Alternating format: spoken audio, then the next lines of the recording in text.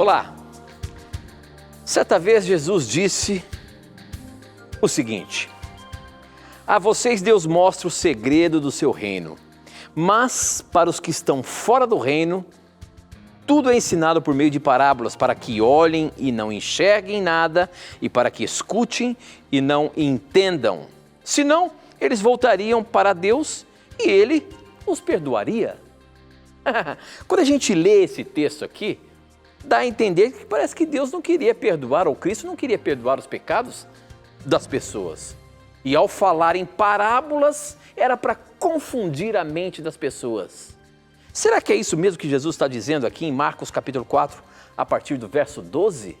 Jesus falava por meio de parábolas para que aqueles que não eram do reino não conhecessem a verdade, se arrependesse e pudesse ter o perdão? Será que é isso que o texto está querendo dizer? Esta e muitas outras questões você vai acompanhar agora, pois está no ar, Na Mira da Verdade.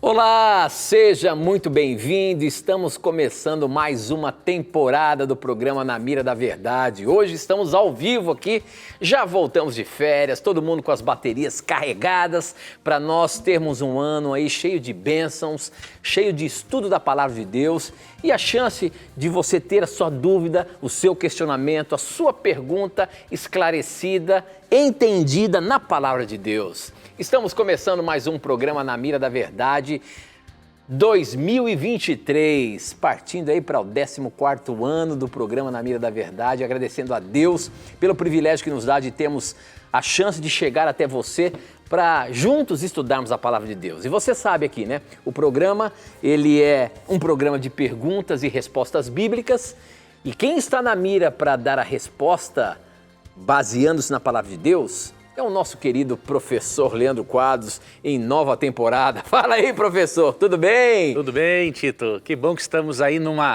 em mais um ano, né, com a bênção de Deus. Obrigado a você, telespectador, telespectadora, pelo seu carinho. E a você que está assistindo pela primeira vez, como o Tito disse, este é um programa de respostas a perguntas bíblicas.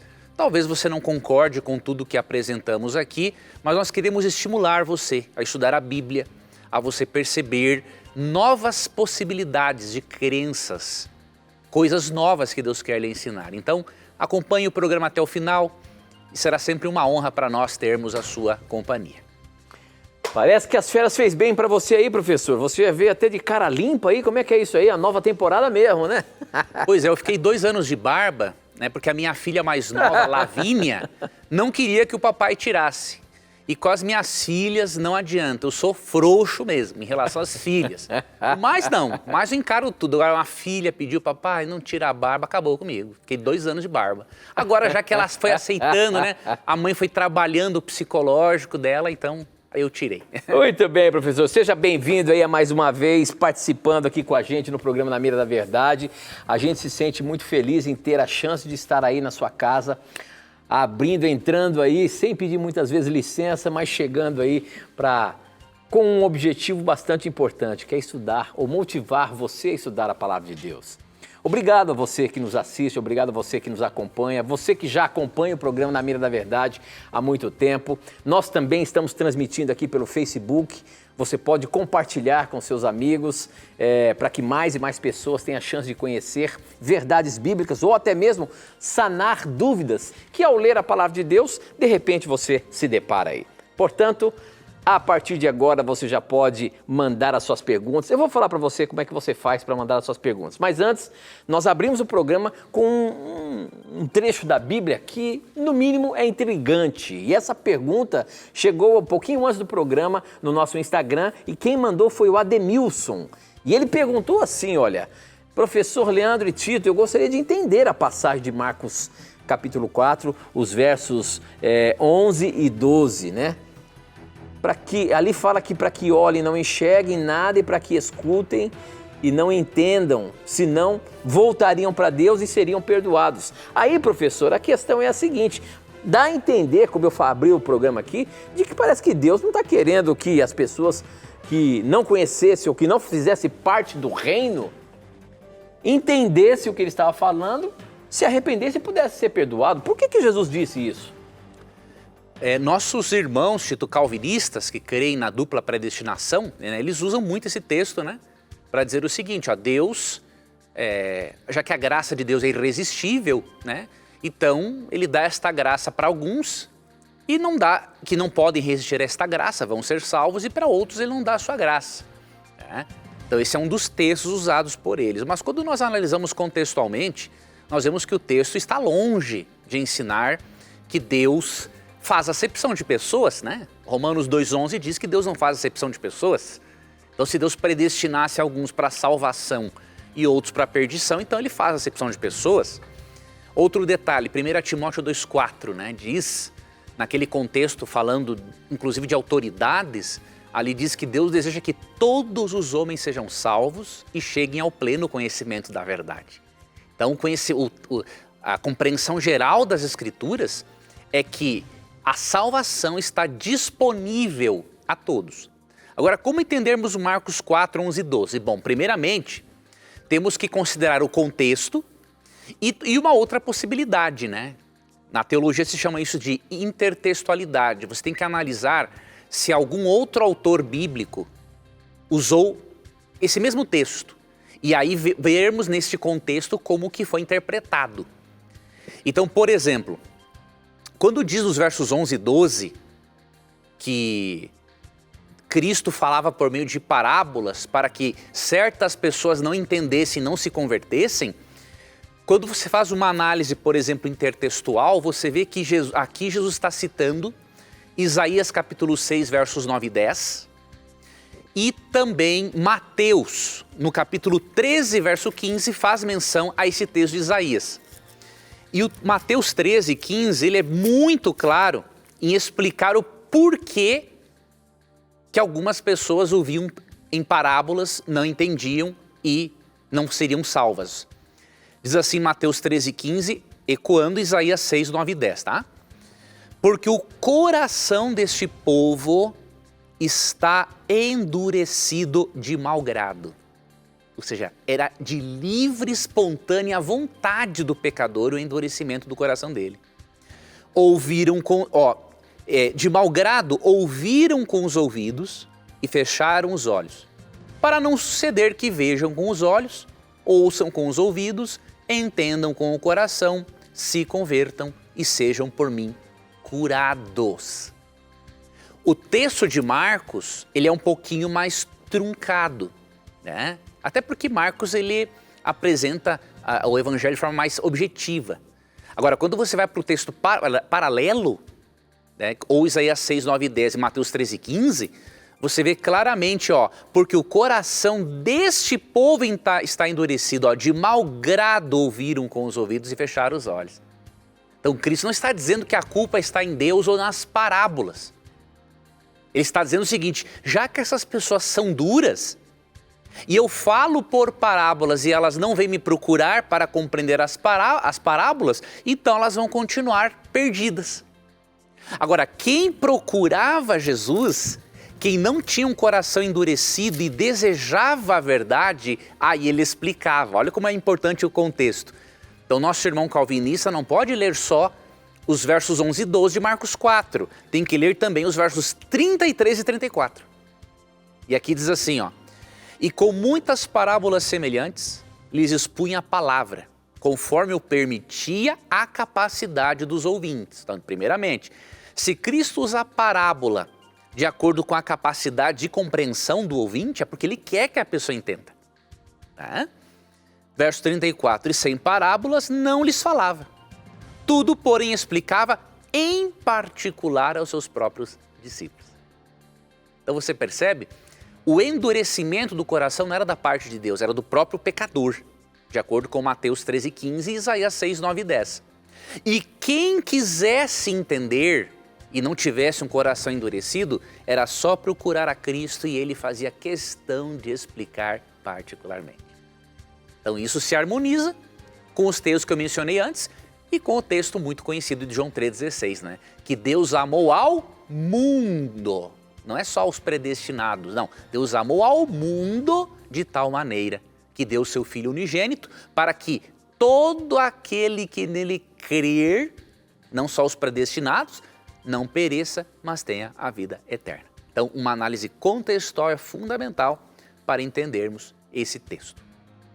Muito bem, muito bem. Estamos começando o programa e para você participar, você pode mandar as suas perguntas para o nosso SMS. O número é 12 98151 0101. Você pode perguntar assim, poxa vida, mas com o WhatsApp aí tão forte, por que mandar por SMS? A forma de você mandar pelo SMS é mais fácil para você conter, ou até mesmo para eu conseguir pescar as suas perguntas. O WhatsApp ficaria pulando aqui, mas quem sabe em algum momento a gente vai achar uma forma de fazer isso pelo WhatsApp também. Mas o SMS são as mensagens do seu telefone aí que você pode mandar para a gente, eu recebo aqui na hora. Ou então pelas nossas redes sociais, pelo Facebook, namiradaverdade.nt e o nosso Instagram é @namiradaverdade, tá bom? Lá, tanto no Facebook como no Instagram, eu coloco um videozinho antes para que você possa fazer a sua pergunta e eu pegar aqui a sua dúvida, o seu questionamento, tá? Participe aí, mande como, por exemplo, essa que o Carlos mandou aqui. Eu já vi que o Carlos mandou também aqui pelo Instagram, viu, Carlos? Não sei se foi pelo Instagram, pelo Facebook, mas eu vi a sua pergunta e ela está na mira. A pergunta dele é a seguinte, professor: até onde vai o poder do diabo? Ele diz o seguinte: boa noite a todos. Durante o período em que Jesus passou no deserto e sendo tentado por Satanás, o mesmo desafiou, Lucas 4,6, fazendo uma oferta. Aí vem a pergunta: Satanás cumpriria a promessa caso Jesus tivesse submetido a ele? Até onde vai o poder do diabo? Nós temos como fugir integralmente das ações e tentações dele? Agradeço a Deus por ter esse programa que é tão esclarecedor. Obrigado, Tito e professor Leandro Quadros.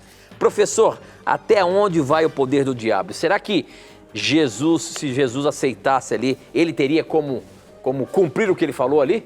Vou te dar o mundo e não sei o que, vou transformar isso, enfim. Como é que é? Teria, porque em João 12:31, Jesus disse que Satanás era o príncipe deste mundo. Então, a partir do momento que Adão e Eva pecaram, em Gênesis 3, eles cederam o domínio do mundo a Satanás. Então, Satanás ele era o príncipe deste mundo. Agora, quando Cristo morre na cruz, né, e ressuscita, acabou. Ele tem ainda um governo, mas ele não é mais o príncipe deste mundo. O príncipe é Cristo, tá? Mas Satanás naquele momento tinha sim, porque de acordo com João 12:31, ele era o príncipe deste mundo. E ele sabia, imagine, se ele conseguisse levar a segunda pessoa da divindade a adorar a criatura. Todo o plano de salvação teria sido frustrado. Esse planeta, na verdade, teria se autodestruído pela influência maligna. Não dá nem para nós imaginarmos os resultados maléficos que aconteceriam se Cristo não tivesse resistido a essa proposta perversa. Muito bem, professor. Olha só, estou vendo aqui o pessoal que está escrevendo para a gente, mandando as perguntas pelo Instagram. Tem uma pergunta intrigante aqui. Quem mandou foi o Lucas Filho, eu imagino que seja. A pergunta do Lucas ele é lá da cidade de Tabira, em Pernambuco, e ele pergunta assim: eu gostaria de saber a posição da Igreja Adventista do Sétimo Dia, ou até mesmo sua, professor, sobre uma questão antiga na história do cristianismo. O Espírito Santo procede do Pai e do Filho ou somente do Pai? Eu queria que o senhor contextualizasse essa questão e desse a sua opinião, por favor. Muito professor, olha só a questão. A gente sempre tem falado aqui a pessoalidade do Espírito Santo. E aqui a pergunta dele é se o Espírito Santo procede do Pai e do Filho ou apenas do Pai. O que ele está querendo perguntar aqui, professor? Aqui é o seguinte: a teologia católica apostólica romana nós, assim como nossos irmãos católicos, protestantes e muitos outros, nós cremos na doutrina bíblica da Trindade. Mas existe uma diferencinha aí, que na verdade não é muita diferencinha, entre a teologia protestante e católica, né, sobre a Trindade. Então, por exemplo, para o católico, tá, até entre os pais da igreja, né, tinha essa questão. O Espírito Santo, ele procede do Pai, do Filho, de ambos. Nós não cremos dessa maneira. Tá? Nós não cremos que o Espírito Santo procede no sentido dele ter saído da essência de Deus. Quando a Bíblia fala que o Espírito Santo procede do Pai, quer dizer que ele saiu de perto dele, ele foi enviado por ele. Ou seja, a Trindade, ela tem a mesma essência, porém diferentes funções. E nós não temos como acreditar que o Espírito Santo tenha procedido, ou seja, emanado, diríamos assim, de dentro do Pai ou do Filho. Por quê, querido telespectador? Porque Hebreus 9,14 apresenta o Espírito Santo com uma qualidade que só um ser plenamente divino e sem um início pode ter. Muito mais o sangue de Cristo, que pelo Espírito eterno a si mesmo se ofereceu sem mácula a Deus, purificará a nossa consciência de obras mortas para servirmos ao Deus vivo. Aqui menciona em Hebreus 9,14 as 3 pessoas da Trindade envolvidas no plano de salvação. E aqui o Espírito Santo é chamado de Espírito Eterno. Ou seja, ele é um ser independente. Tá? É uma personalidade distinta. Tá? Então, nós também cremos na doutrina da Trindade, só que cremos que o Espírito Santo coexiste juntamente com Deus Pai, juntamente com Jesus, desde a eternidade. Nenhum emanou do outro. Muito bem, professor. Agora estou acompanhando o Facebook aqui, ó. Se você quiser acompanhar o Facebook, você pode também, além de mandar sua pergunta aqui no videozinho que eu coloco, compartilhar esse vídeo para que mais pessoas perguntem aqui, tá bom? Eu tenho uma pergunta do Reginaldo Paiva Pontes, que ele diz o seguinte: a Igreja Adventista do Sétimo Dia pode ser considerada uma seita? Não no sentido pejorativo, mas no sentido das crenças e doutrinas diferenciadas das demais denominações? Será que é isso que configura uma seita, professor? E realmente a Igreja Adventista, com suas doutrinas, são totalmente diferentes das doutrinas das igrejas evangélicas? Por isso, é considerado uma seita? Veja, nós não gostamos desse termo, por mais que ele tem um significado positivo, né? Seita é todo movimento religioso que é diferente dos demais. Tem um sentido positivo. Nós temos doutrinas distintivas, mas ele é um termo muito pejorativo, tá? Por mais que ele tenha um significado positivo, nós não gostamos dessa possibilidade. Por quê? No Brasil, em especial, os apologetas, né? Eles rotularam por muito tempo o adventismo como seita exatamente para criar um preconceito e até um certo medo nas pessoas de estudar a Bíblia com os adventistas. Então, não é bom nós usarmos esse termo, mesmo que tenha uma conotação positiva, porque vai confundir a mente daqueles que já receberam essa manipulação por parte de apologetas. Nós temos crenças distintivas, sim, mas o que nós temos em comum com os demais cristãos protestantes é muito maior. Mas mesmo tendo essas doutrinas distintivas, isso caracteriza como seita? Para os apologetas, sim, mas para um cristão sincero que estuda a nossa doutrina, jamais. Vamos ver o que fala aqui sobre seita. Jamais, né? Por quê? Uma seita, no sentido pejorativo do termo, né, ela nega algumas doutrinas essenciais.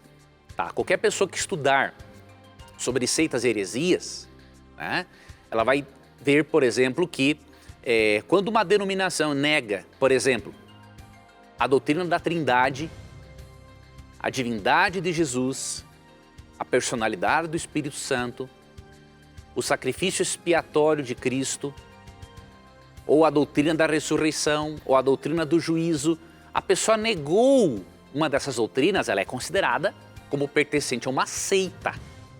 Nós não negamos nenhuma dessas doutrinas. Agora, nós temos crenças distintivas, que eu não vou tratar aqui agora, obviamente. Nosso telespectador pode pedir nossos cursos bíblicos. Nós cremos na doutrina do santuário celestial, que é o lugar da morada de Deus, de onde Ele ensina vários aspectos do plano de salvação. Cremos na doutrina do juízo pré-advento, que ocorre antes da volta de Cristo, né? Cremos no dom profético dado a Ellen White. Então essas são algumas das crenças que nos fazem, e cremos na mortalidade da alma. E aí tem outros teólogos também de outras denominações que creem como nós em relação a isso, tá? Mas essas crenças distintivas não nos tornam uma seita. Quando nos acusam de seita, eu creio que nós podemos nos apropriarmos de Atos, capítulo 24, verso 15. E aí depois do intervalo, na verdade, eu vou ler para você esse texto, Atos 24, 14, para você ver que essa acusação de sectário, ela não tem realmente nenhum embasamento sério. A gente vai para um rápido intervalo, mas a gente volta já já.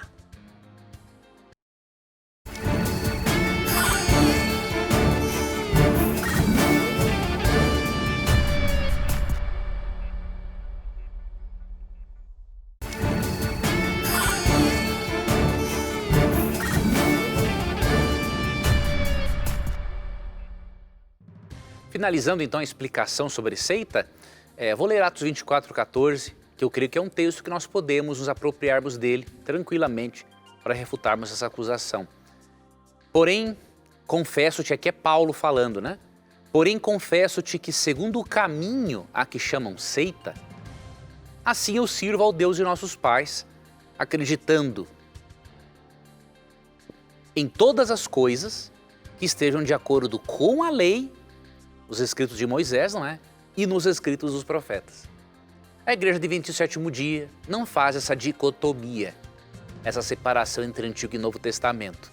Para nós e para outros protestantes também, toda a Escritura é inspirada por Deus, como diz 2 Timóteo 3,16. Toda a Bíblia é a palavra de Deus. Então, nos chamar de sectários por crermos, inclusive nos escritos dos profetas do Antigo Testamento, é até um privilégio para nós. Então, não ligamos para isso. Muito bem, eu queria dizer para você não ter preconceitos, perguntar o que você quiser. A sua dúvida pode ser a dúvida de muita gente. Às vezes você fala assim, eu não vou perguntar isso porque isso é muito simples. Não tenha dúvida, não tenha preconceito em perguntar o que você quiser. E eu queria pedir para você, se você é de alguma denominação religiosa, pode falar qual é o nome da sua igreja. É importante que juntos nós cresçamos na palavra, né? Então é muito bom saber, você que nos assiste aí, você que tem gostado do programa Na Mira da Verdade, tem aprendido. Fale aqui de onde que você está falando, qual igreja você pertence, e juntos vamos estudar a palavra de Deus. Aqui tem uma pergunta que chegou pelo nosso SMS. Deixa eu ver se tem o nome, é o Leonan, ele é lá de Manaus, e a pergunta dele é a seguinte: professor, tem uma dúvida que me tira o sono. Jesus, quando veio à Terra, sempre soube que era Deus ou foi ensinado por sua mãe sobre sua missão? Jesus, quando esteve aqui, professor, desde criança ele já sabia que ele era Deus?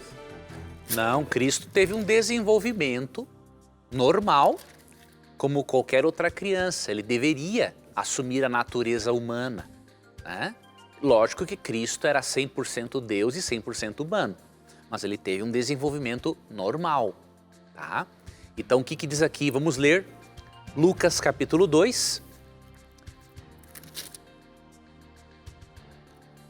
versos 51 e 52.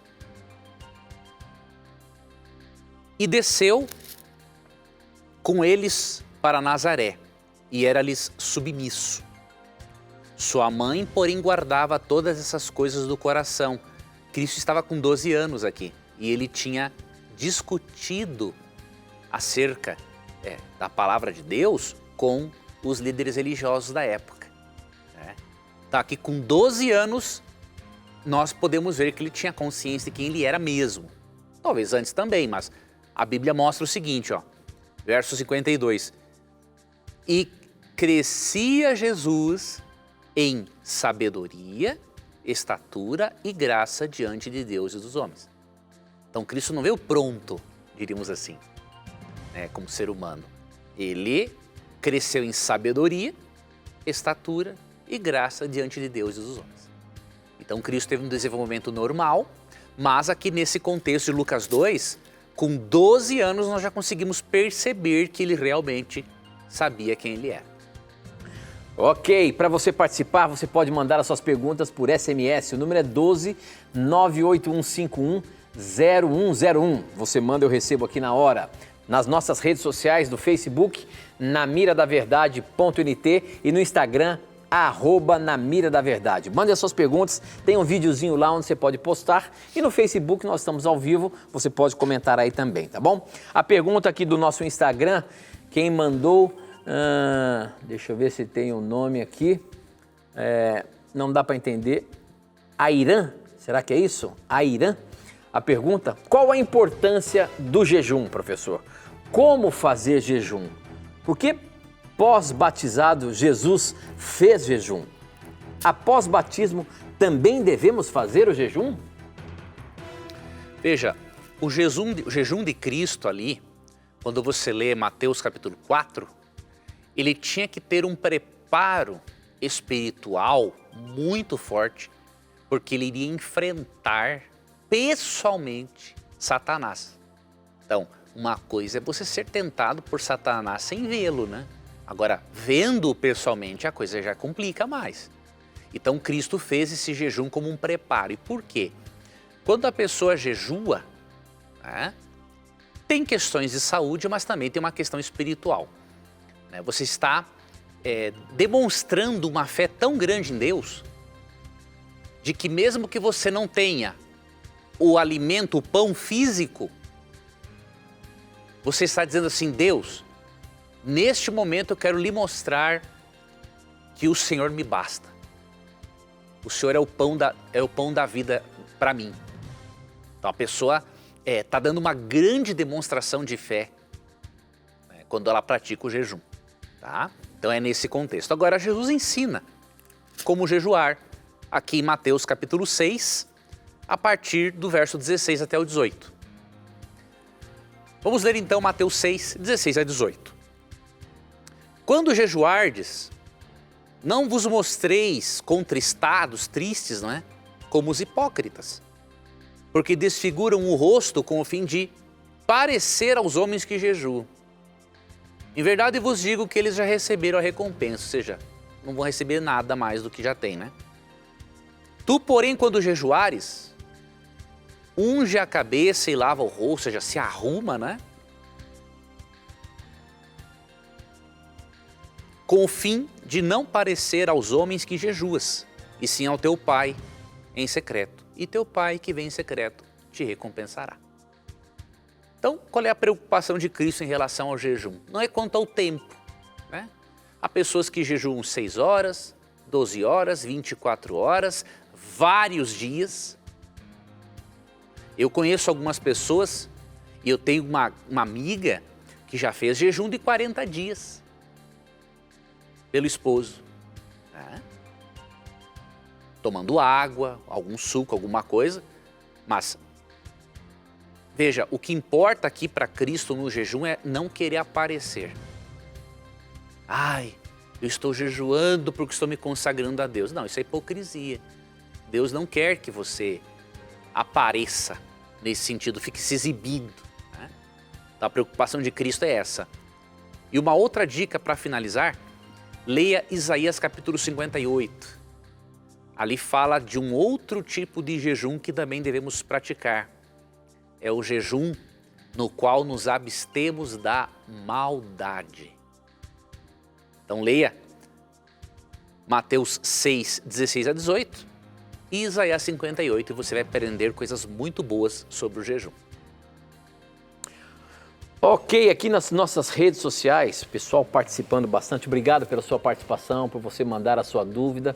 Tenho certeza que muitos aprendem com a sua dúvida também. A Rinelli Monteiro pergunta o seguinte, professor: eu gostaria que vocês falassem sobre a morte de Maria, mãe de Jesus. Meu marido, Ítalo, é ex-católico, se tornou um adventista há 3 anos e ele ainda tem dúvidas sobre esse assunto. A questão da morte de Maria, professor, a Bíblia fala o que aconteceu com ela, né? Nós sabemos que os nossos irmãos católicos creem que Maria esteja no céu. A Bíblia nos dá algum vislumbre sobre esse tema? Veja, a Bíblia não fala da morte de Maria, né? Não fala também que ela foi para o céu, né? Mas a Bíblia menciona que quando Cristo voltou para o céu, ela ficou aqui na terra com os seguidores de Cristo. Então isso é importante. Vamos ler aqui Atos capítulo 1, versos 9 a 11, 9 a 12. Diz assim: ditas estas palavras, foi Jesus elevado às alturas, à vista deles, e uma nuvem o encobriu dos seus olhos. E estando eles com os olhos fitos no céu enquanto Jesus subia, eis que 2 varões vestidos de branco, que eram anjos, né, se puseram ao lado deles e lhes disseram: varões galileus, por que estáis olhando para as alturas? Esse mesmo Jesus que dentre vós foi assunto, né, subiu ao céu, virá do modo como o vistes subir. Tá, aqui você vê Jesus indo para o céu, voltando de onde ele veio. Agora olha o verso 12. Então voltaram para Jerusalém, do monte chamado Olival, que dista daquela cidade tanto como a jornada de um sábado. Vamos para o verso 14. Todos esses perseveravam unânimes em oração com as mulheres, com Maria, mãe de Jesus, e com os irmãos dele. Então, é bem claro no contexto dos versos 9 a 11, Jesus volta para o céu.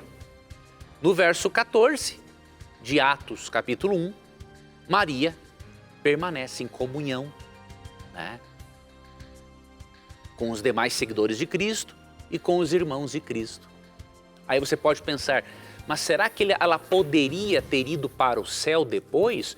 Deus poderia levá-la em vida, mas nós não temos como afirmar isso. E mesmo que Deus tivesse, por exemplo, levado-a, né, em vida, ela estaria no céu na mesma condição que Enoque, Moisés e Elias, né? E em nenhum texto da Bíblia nós aprendemos que estes grandes homens são intercessores. Porque 1 Timóteo 2,5 diz que Cristo é o único mediador entre Deus e os homens. E o verso 6 explica o porquê, porque ele morreu por nossos pecados. Então apenas um ser com dupla natureza e que morreu pelos nossos pecados pode nos ligar a Deus. Com a sua divindade, Cristo aproxima a divindade de nós. Com a sua humanidade, ele nos aproxima de Deus. Maria não tem essas prerrogativas, ela não tem dupla natureza. Tá? Ah, mas Apocalipse 12 fala da mãe de Jesus no céu. Não fala. Essa interpretação de que a mulher de Apocalipse 12 é Maria, ela não tem fundamentação. Tá? Então, em resumo, é isso. A Bíblia não mostra Maria subindo ao céu com Jesus. E isso aqui já deveria ser uma informação importante para nós, obviamente, sempre aprendermos muito com o exemplo de Maria. Tem muita coisa boa, né, que ela nos ensina pela sua vida de comunhão com Deus, mas também não podemos dar a ela uma função que ela não tem. A igreja não pode dar a ela uma função que a Bíblia não dá. Nós cremos que a Bíblia está acima de qualquer tradição eclesiástica. Muito bem. Antes de ir para o intervalo, tem uma questão que a gente percebe que muitas pessoas têm dúvida. É com relação à ressurreição. Essa pergunta quem mandou foi o Adalberto e ele pergunta o seguinte: eu gostaria de fazer uma pergunta. Na volta de Jesus, quando houver a ressurreição dos mortos, eu gostaria de saber se vou reconhecer os meus parentes como meus pais, né, os meus irmãos, ou não. Quantas e quantas pessoas têm essa dúvida? Será que quando Jesus voltar, na ressurreição, nós reconheceremos os nossos queridos, os nossos amigos? Será? Sim ou não? Não sai daí não, a gente tem que ir para o intervalo, mas a gente volta já já.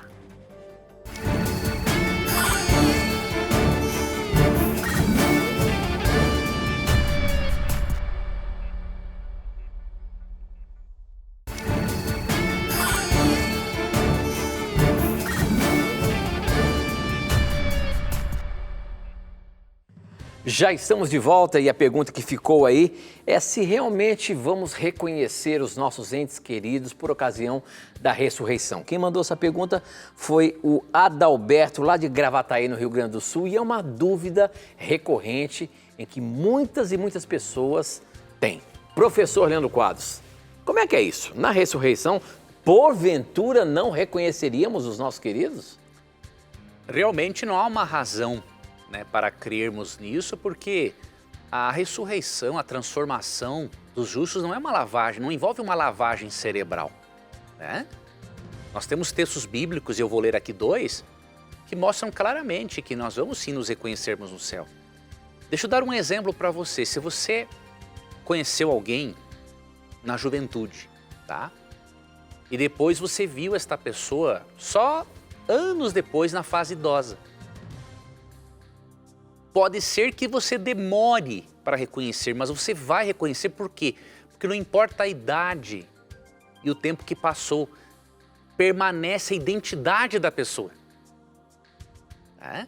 Então, se aqui, neste mundo pecaminoso, com a nossa mente corrompida, nós conseguimos ver, reconhecer pessoas, mesmo passando-se anos, porque a identidade delas, os traços são preservados, imagine com uma mente perfeita no reino dos céus.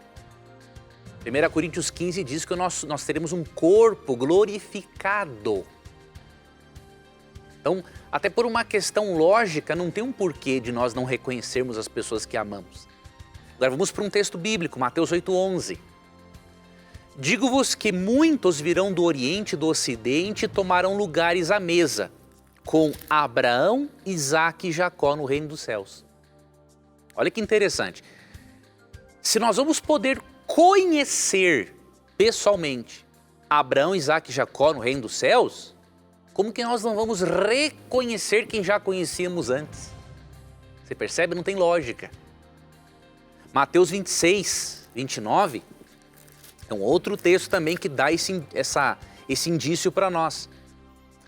E digo-vos que desta hora em diante não beberei deste fruto da videira, até aquele dia em que eu hei de beber de novo convosco no reino de meu Pai. Então Cristo disse que não beberia mais do suco da uva, aquele participa da última ceia com seus discípulos, ele não beberia desse suco da uva enquanto não bebesse com eles no reino do Pai. Então se eles não lembrassem do que aconteceu, não tinha lógica em Cristo dizer isso, né? Se Cristo vai participar desta ceia com seus seguidores no céu, é óbvio que vai ter um momento que ele vai dizer, ó, vocês lembram que eu prometi para vocês que eu beberia de novo deste fruto só com vocês aqui? Pois então, estamos aqui agora. Tá? Então não tem na Bíblia a mínima possibilidade de você não reconhecer as pessoas que você ama. Muito bem. Outra pergunta, essa aqui é uma pergunta sensível, vou colocar aqui na mira da verdade. Quem mandou foi a Nazaré. Ela pergunta o seguinte, professor: meu marido faleceu em abril. Peço tanto a Deus para sonhar com ele e não consigo. Foram quase 50 anos de vida. Quando vou dormir, eu converso com ele e dou boa noite. Isso é pecado? Minha irmã, cada pessoa tem uma forma diferente de lidar com o luto. Seria pecado se você estivesse tentando ter uma comunicação com uma pessoa que está morta, aí sim.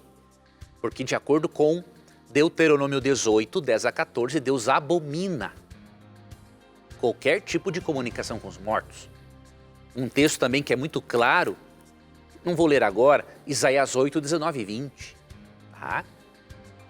Então se você, como forma de lidar com o luto, você dá esse boa noite, né, ao seu esposo, é porque ele ainda está muito vivo na sua mente. Tá? Então não se preocupe com isso. Só não tenha nenhum tipo de comunicação com os mortos, espiritismo e tudo mais, porque a Bíblia não aprova isso, nos textos que eu lhe mencionei. Então, o seu luto é muito difícil, realmente, é muito tempo, é uma vida juntos, né? E eu lhe dou um conselho, minha irmã, se você está com muita dificuldade em lidar com este luto, né, faça uma psicoterapia, vai ser interessante, né, facilitar esse processo. Aproveita, passa tempo com filhos, com netos, continua a sua vida. Né? É muito triste, mas pode ter certeza, se o seu marido estivesse vivo ou estivesse consciente, ele iria desejar exatamente isso para você. Então não tem nenhum problema em você sentir saudade, em você lidar com o luto da forma como você está lidando. Agora, se isso se arrastar por muito tempo, para evitar até, busca uma ajuda psicoterápica, né? Vai ser muito importante. E lembra da esperança da ressurreição. Né? Jesus diz em João 11:25, né? Eu sou a ressurreição e a vida. Quem crê em mim, ainda que morra, viverá. Então a morte ela não é um adeus, ela é só um até logo. Até o momento em que Cristo vai voltar e ressuscitar os mortos. Muito bem. Próxima pergunta. Quem mandou foi o Anderson D'Amato, aqui pelo Facebook. Pessoal que está acompanhando o Facebook, obrigado pela sua participação aqui no programa. A pergunta do Anderson é a seguinte: gostaria de saber por que os testemunhas de Jeová não aceitam Cristo e considera ele um Deus menor. Não acreditar no Espírito Santo é possível... não acreditar no Espírito Santo. É possível um testemunho de Jeová ser salvo? A pergunta é essa aí. Por que eles não acreditam em Jesus Cristo e nem no Espírito Santo? Veja. Isso implica na salvação? Sim ou não? Tem uma certa influência, sim. Agora, óbvio, Deus vai avaliar cada pessoa de acordo com a luz que recebeu. Né? Muitas testemunhas de Jeová foram fiéis a Deus dentro daquilo que conheceram. Então a graça de Deus, obviamente, vai cobrir a vida dessa pessoa. Agora, aquele que tem a oportunidade de saber que Jesus é Deus e nega a divindade de Cristo, ele está assim se colocando num caminho da perdição. Então existem textos, vários textos, né, que as testemunhas de Jeová usam para dizer que Cristo não é Deus. Por exemplo, o fato de Cristo ser chamado de Filho, né? Colossenses 1,15, que fala que ele é o primogênito. Apocalipse 3,14, são textos que eles entendem, que ensinam que Cristo ele é inferior a Deus o Pai. Só que quando estudamos essa doutrina, a doutrina da divindade de Cristo, nós aprendemos o seguinte, que Cristo, João 14:28 é um outro texto também, né? Ali Cristo fala, o Pai é maior do que eu. Só que eles precisam entender, os nossos irmãos, o seguinte, existem textos que falam do Cristo divino, na sua condição divina, e textos que falam de Cristo na sua condição divina humana. Tá? Então, quando Cristo fala em João 14:28 que o Pai era maior do que ele, isso ocorre porque Cristo estava encarnado. Então é óbvio que Cristo, na condição de encarnado, o Pai ali era maior do que ele. Tinha uma função, inclusive, superior à dele. Agora, o Cristo divino, lê Isaías 9, verso 6. Ali diz assim, que ali Cristo é chamado de Pai da eternidade. Então, não tem como alguém que é Pai da eternidade ter tido um começo. Se Cristo tivesse sido criado por Deus Pai, então Cristo não poderia ser chamado de Pai da eternidade. É uma contradição lógica. Outro texto, em Isaías 44, verso 6, Jeová, né, no Antigo Testamento, diz que assim, eu sou o primeiro e o último. E em Apocalipse 1,17, Jesus diz a mesma coisa a respeito dele mesmo, eu sou o primeiro e o último. Então isso que indica que é eternidade. Ele não pode ser criado. E aí eu finalizo com outro texto, que é Atos 3,15. Esse texto também nos impede de crermos que Jesus teve um começo, ou que Jesus foi criado por Deus Pai. Atos 3,15 diz assim: matastes o autor da vida, a quem Deus ressuscitou dentre os mortos, do que nós somos testemunhas. Aqui Pedro está fazendo um discurso no templo e ele chama Jesus de autor da vida. Então veja, como que o autor da vida pode ter um começo? Se ele foi criado, ele não é autor da vida. Aquele que o criou, sim, unicamente aquele é o autor da vida. Só que a Bíblia diz que Cristo é o autor da vida, então ele não foi criado. Tá? E tem que se entender também, quando Cristo é chamado de filho, isso se refere à sua função. Cristo tem uma subordinação funcional para com o Pai, mas não uma diferença essencial na essência divina.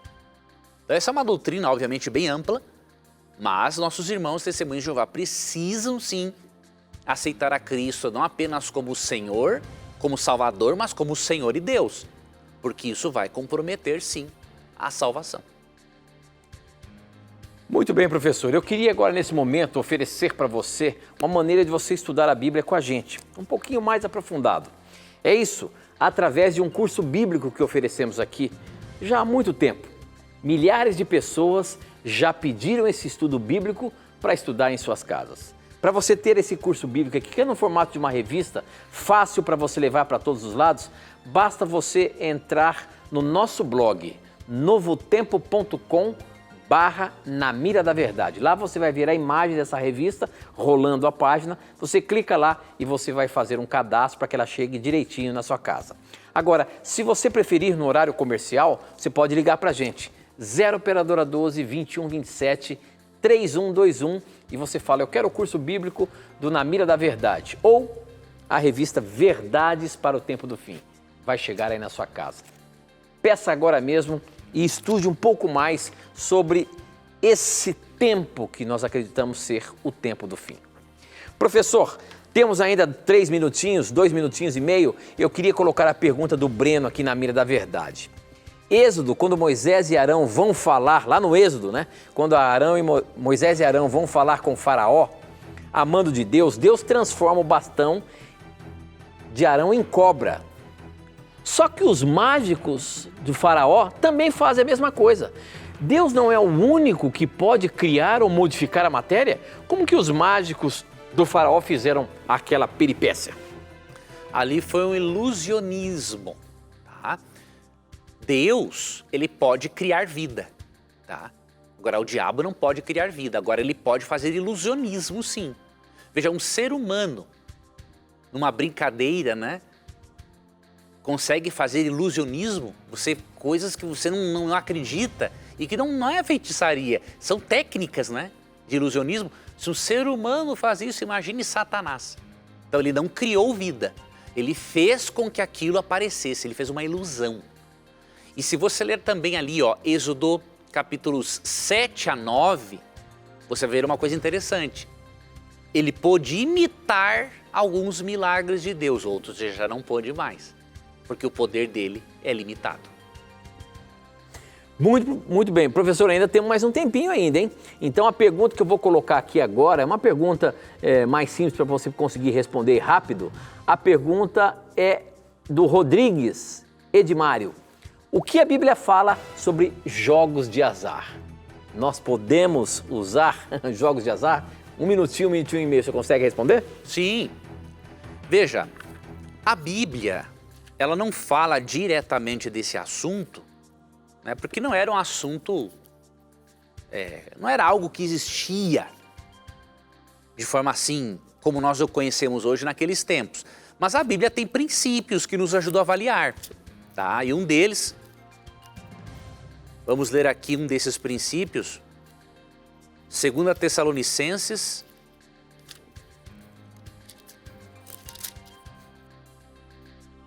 capítulo 3, verso 10.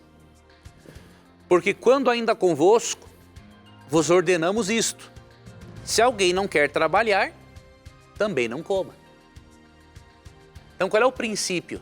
Deus estabeleceu o trabalho com uma forma de sustento, depois do pecado, obviamente, e também como moldar o caráter. E o jogo de azar, ele não contribui com este sistema educativo e pedagógico de Deus. E considerando agora o outro aspecto, vicia. E a pessoa que vicia, nisso, ela vai ter problemas. Na Bíblia também encontramos o princípio ganha-ganha, ou seja, você tem que ganhar e a outra pessoa também. Num jogo de azar, muitos têm que perder para um ganhar. Então esses são alguns dos princípios que nos impedem de nós crermos que seja correto para participar dos jogos de azar. Muito bem, professor Leandro, muito bem, o seu tempo foi em cima aí, nós já encerramos o programa e a gente se encontra semana que vem mais uma vez para darmos respostas baseadas na Bíblia para o nosso telespectador. Obrigado mais uma vez, meu amigo. Obrigado, amigo, também, que Deus te abençoe, Deus abençoe a você, amigo telespectador, e lembre-se que sempre que você tiver a coragem de perguntar, somente a Bíblia terá coragem de lhe responder. E aqui você já sabe, sempre as suas dúvidas, os seus questionamentos estão e estarão na mira da verdade. Até o nosso próximo encontro, hein? Tchau!